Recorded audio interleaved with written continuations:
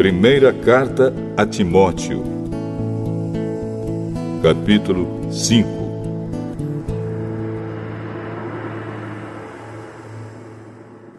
Não repreenda um homem mais velho, mas o aconselhe, como se ele fosse o seu pai. Trate os homens mais jovens como irmãos, as mulheres idosas como mães e as mulheres jovens como irmãs, com toda a pureza. Cuide das viúvas que não tenham ninguém para ajudá-las. Mas, se alguma viúva tem filhos ou netos, são eles que devem primeiro aprender a cumprir os seus deveres religiosos, cuidando da sua própria família. Assim eles pagarão o que receberam de seus pais e avós, pois Deus gosta disso. A verdadeira viúva, aquela que não tem ninguém para cuidar dela, põe a sua esperança em Deus e ora de dia e de noite, pedindo ajuda dele. Porém, a viúva que se entrega ao prazer está morta em vida.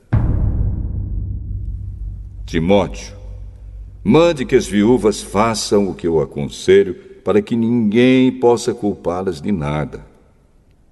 Porém, aquele que não cuida dos seus parentes, especialmente dos da sua própria família, negou a fé e é pior do que os que não creem. Coloque na lista das viúvas somente a que tiver mais de 60 anos e que tiver casado uma vez só. Ela deve ser conhecida como uma mulher que sempre praticou boas ações, criou bem os filhos, hospedou pessoas na sua casa, prestou serviços humildes aos que pertencem ao povo de Deus, ajudou os necessitados, enfim, fez todo tipo de coisas boas.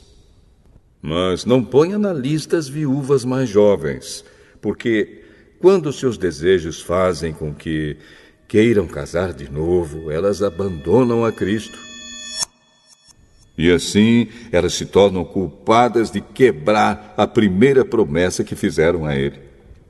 Além disso, elas se acostumam a não fazer nada e a andar de casa em casa. E pior ainda, aprendem a ser mexeriqueiras, metendo-se em tudo e falando coisas que não devem.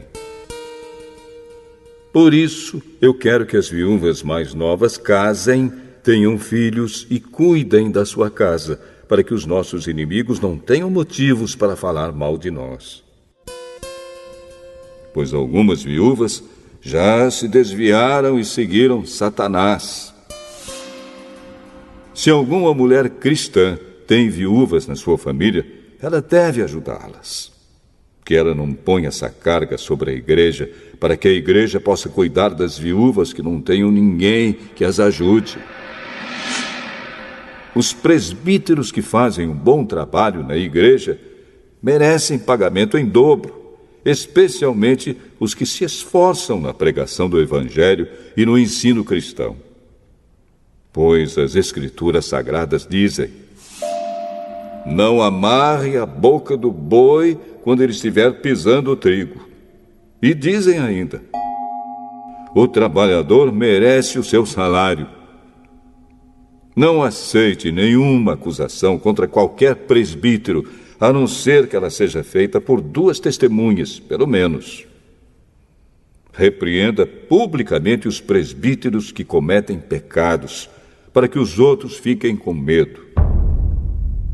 Na presença de Deus, de Cristo Jesus e dos santos anjos, eu peço e insisto no seguinte: em tudo que você fizer, obedeça a estas instruções, sem preconceito contra ninguém e sem favorecer nenhuma pessoa.